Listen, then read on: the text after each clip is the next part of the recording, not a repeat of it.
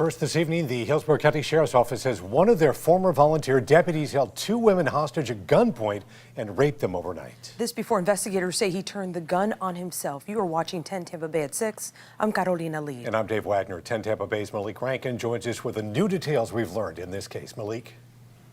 That ex-volunteer is Edward Brito. He was a volunteer deputy with the sheriff's office for 16 months up until June. And it was in June he was terminated immediately following a domestic violence restraining order placed against him.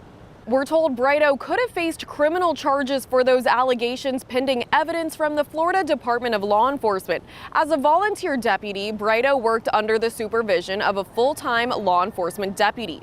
Volunteers go through the same screening process as non-volunteers before they're given agency-issued firearms. Hillsborough County says they took Brito's gun from him when he was terminated as a volunteer deputy last month.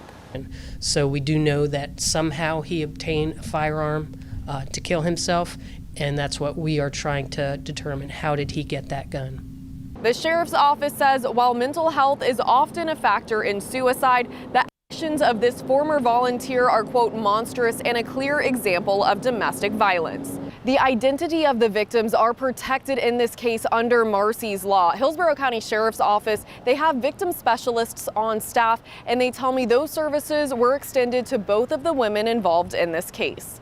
Malik Rankin, 10 Tampa Bay. If you or someone you know is dealing with domestic violence or suicidal thoughts, don't be afraid to ask for help. On your screen here, we have listed some of the many resources available to you.